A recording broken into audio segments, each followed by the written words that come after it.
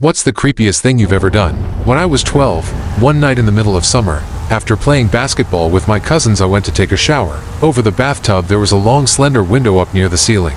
For some reason that night I decided I wanted a view while enjoying my shower, so I dangerously climbed up on the ledge on the edge of the tub to peek out the window and into my neighbor's backyard. To my 12-year-old pleasure, I noticed I had a clean view straight into my neighbor's master bedroom, and some lady was going down on her husband while he channel surfed. Especially given the pre-internet times, it was a goldmine of a find. Anyways, I watched her mount him, finish, then turn out the lights and presumably pass out. Next day, same time at night, I decided to test my luck again. The whole day was leading up to this, as that was all I could think of. As I climbed up there, I saw the lady in her bathrobe talking to someone on the phone. It wasn't intimacy, but still nice. I watched for several minutes thinking to myself, I hope she takes it off. Bam! The master bedroom door swings open. Unclothed, the guy walks in, turns on TV and lays in bed. She quickly hangs up the phone and starts going down. The glee of seeing this 2 days in a row was amazing. Knowing that this streak might not last, first thought that went through my mind at that point was I need to record this. Straight away I ran downstairs, covertly grabbed my parents' camcorder and managed to catch the last 5 minutes of her doing it while he kept watching TV. Same occurred on days 3 and 4, but on day 5 I don't know what happened, whether they noticed a little kid watching them or the red blinking light of a camcorder in the distance. But to my dismay, the curtains were closed and lights remained off, and that was the case since. Lucky for me, I had some videos to keep me happy. After several days of watching the videos, I quickly realized it wasn't the actual content that was truly exciting. It was the process of gathering the video and not getting caught. I wanted more excitement, damn it, so I devised a master plan. At the time, I had a cousin who was 17 and was staying with us for the remainder of the summer. I was very attracted to her and honestly don't know why, as in hindsight she's not exactly pretty. Anyways, I set up a camera mount apparatus in the restroom, which consisted of hanging a large, clunky, several-pound camera by belt peering out through a hole I cut in my bathrobe. I was damn proud of my invention and not at all concerned I would get caught. That night, I turned it on right when I noticed she was going upstairs to go to bed. Figured she would use the restroom before sleeping. The second she walked in and closed the bathroom door, all my confidence immediately melted away. After 15 minutes I heard a noise that sounded like shock and was absolutely convinced she found the camera and was thinking of what to do before she walked out. The amount of fear I felt can only be described as a panic attack. I was so scared, had a feeling of impending doom, chest pains, the whole 9 yards. Longest 30 minutes of my life. She opened the door, saw me staring completely pale right at her as she walked out. She looked straight into my eyes, then away. My heart sunk.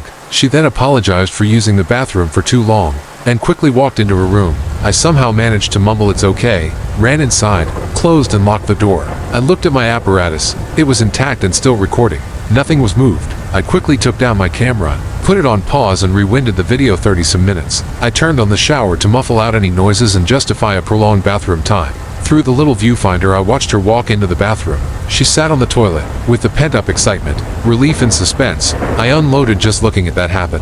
While sitting on the toilet, she put her hand on her womanhood. Then it occurred to me that she was going to town on herself. The reason she walked out so late and gave me that look is because she thinks she got caught by her little cousin. I still have the tape. I haven't looked at it in ages, but I might take a look at it tonight. Story 2. I once had a coworker whose cat had kittens. She said I could come see them, but then put it off for about a month. Later she brought it up again, and I told her that I was coming over to see those kittens before they grew up and turned into cats. She said it wasn't a good night, and I'd have to see them another time, but I told her I wasn't taking no for an answer.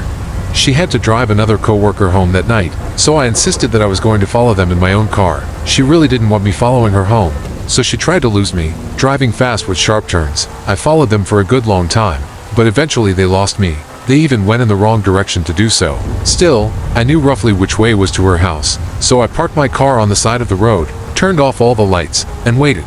Eventually the pair came back, at which point I flipped on my high beams to freak them out and rocketed back onto the road. They turned down a side road and thought they gave me the slip, but little did they know that it was I who let them go. I drove full speed to the house of the coworker with the kittens, parked 2 blocks away and waited in her bushes until she got home. A half hour later she finally pulls in, alone and looking exhausted. As she was going to put her key in the door, I jumped out and shouted "stab!" as I thrust my empty hand into her side, right where her kidneys are. She dropped her keys and screamed, then pushed me away and quickly snatched up her keys, got inside, and locked me out. She changed shifts after that. I'm lucky she didn't get me fired. Story 3. Well, here goes. This is the kind of dark and depraved crap that will make the rest of you ashamed to be human beings with me.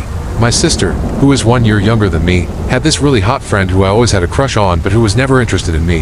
Well, one day my sister asked me to fix her laptop, and I found a video of the two of them doing some lesbian fooling around.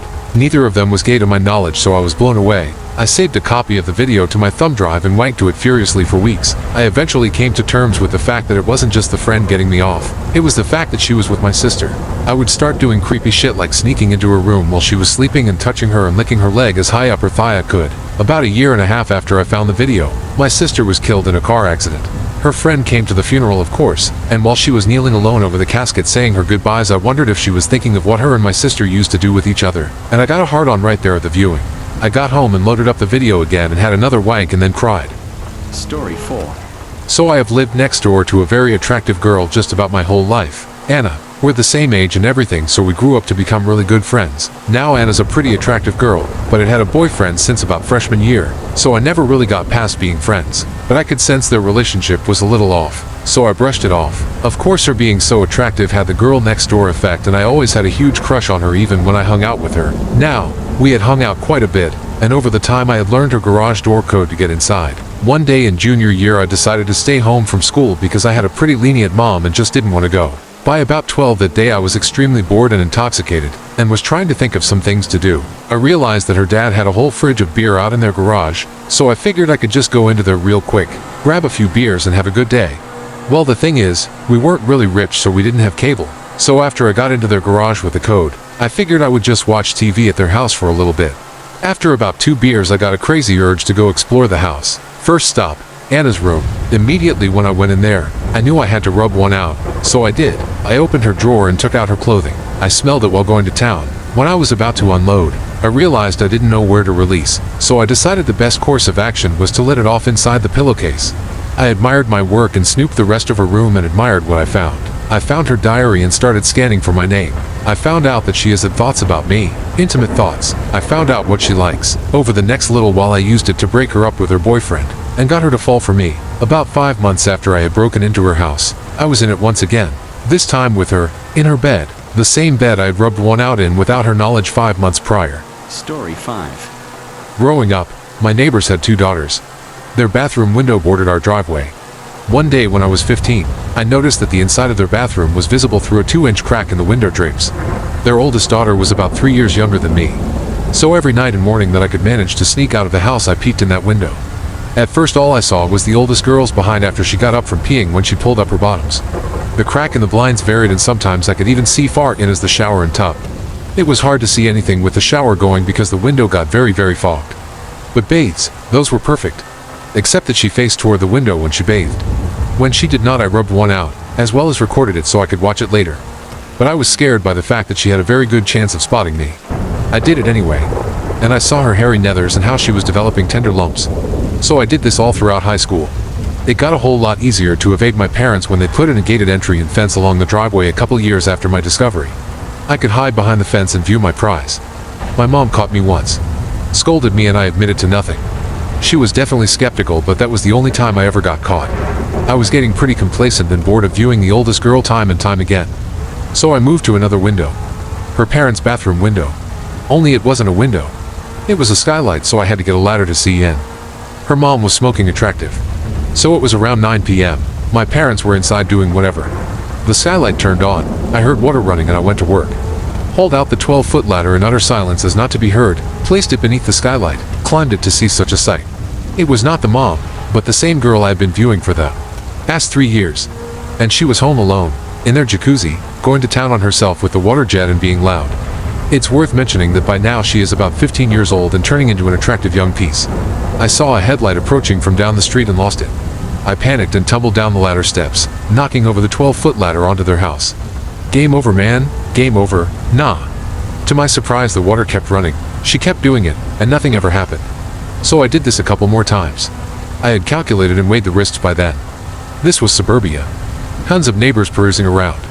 Kids walking their dogs, ladies jogging the sidewalks, cars passing. I took to rub one out one last time to the girl from the original bathroom window.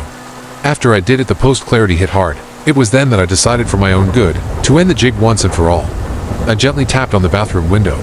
It went unnoticed, so I tapped in slow succession a little louder every time until she noticed. She backed up against the side of the bathtub, covering herself in the most horrified and scared look I've ever seen. I stood back a bit out of sight, but she must have known I was still there because she ran to the window to cover up the cracks. I stood there still and she ripped the blinds back and screamed for her mom. It was then that I decided to run for my life. I dug into the ground to begin to run and fell face first onto a metal pipe extending from their house. Thank you for watching. Like and subscribe. Subscribing helps out the channel.